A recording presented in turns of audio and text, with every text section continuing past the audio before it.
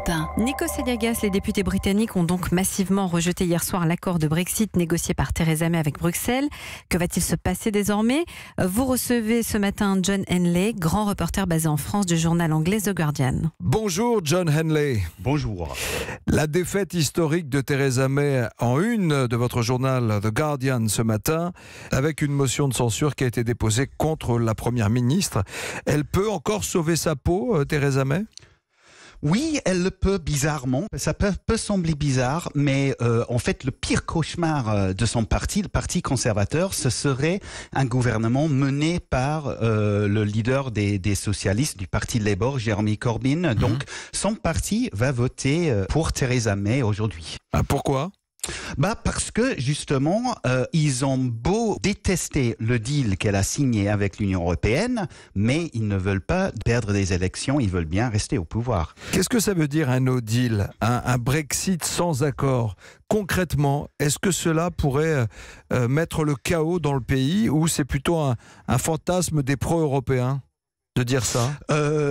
Quasiment tous les experts, les économistes, les chefs de business, de grandes entreprises, etc., sont d'accord pour dire que un no deal impliquerait vraiment une chute pour l'économie, vraiment un gros coup pour l'économie britannique. Mais non seulement ça, comme la Grande-Bretagne, par exemple, importe 40% de sa nourriture, beaucoup de ses médicaments, etc., tout cela passe par Calais et par Douvres. Et dans le cas d'un no deal, il y aura des gros délais. Donc, par exemple, le ministère de l'Intérieur britannique a annoncé la semaine dernière qu'il était devenu, du jour au lendemain, le plus grand acheteur de réfrigérateurs au monde pour stocker des médicaments. Les grands supermarchés commencent à stocker des boîtes de nourriture en cas de no deal. Et de ça serait vraiment quelque chose. De la nourriture lyophilisée, notamment, on a vu quelques reportages hier soir dans les 20h.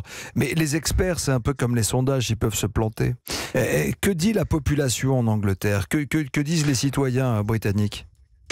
Les citoyens britanniques sont vraiment très très partagés. Vous savez, on a non seulement un gouvernement divisé, on a un parlement visiblement divisé et on a un pays divisé.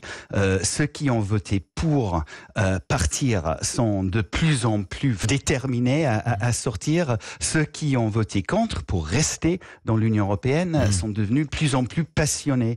C'est un pays qui se déchire. Un pays divisé. Est-ce qu'un autre référendum est-il encore possible, souhaitable, réalisable en Angleterre ? C'est possible. Je pense que ce qui est plus possible pour l'instant, c'est qu'on essaie de prolonger l'article 50. C'est le processus par lequel la Grande-Bretagne va quitter l'Union européenne. C'est censé durer 2 ans. Cette période-là touche à sa fin le 29 mars. Logiquement, on devrait partir le 29 mars, mais on ne sera pas prêt. C'est quasiment certain. Ça, c'est une certitude. Voilà. C'est presque certain. Et le processus, il y a une clause dans la traité qui permet aux pays sortants de demander une prolongation, de reporter la date de sortie, peut-être par 2 mois, 3 mois, pour permettre enfin, ce qui est essentiel maintenant, c'est que le Parlement britannique, non pas le gouvernement, qui a essayé de dicter les termes d'un Brexit très dur aux députés, ils n'ont pas accepté. Ce qu'il faut qu'il se passe maintenant, c'est que le Parlement britannique se met d'accord sur une solution qui est capable d'avoir une majorité dans la Chambre des communes. Si le Parlement n'arrive pas à ce point-là, je vois très très peu d'autres possibilités à part une sortie sans deal. Avec vraiment, même si les experts ont parfois tort, mais franchement, ils sont quasiment unanimes sur les effets concrets de ce genre d'accident. Il y a combien de Français en Angleterre ? Il y a 450 000 Français à peu près ? Oui, à peu près. À peu près. À peu près 400 000. Oui, et pour eux, que va-t-il se passer ?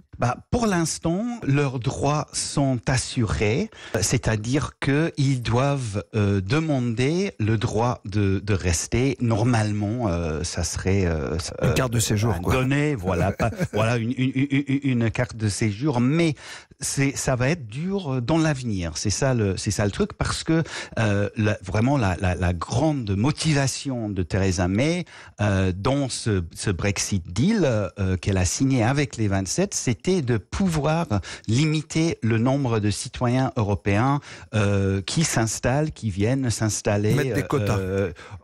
Exactement. Merci d'avoir été avec nous ce matin, John Hanley. Vous êtes le correspondant du journal The Guardian à Paris.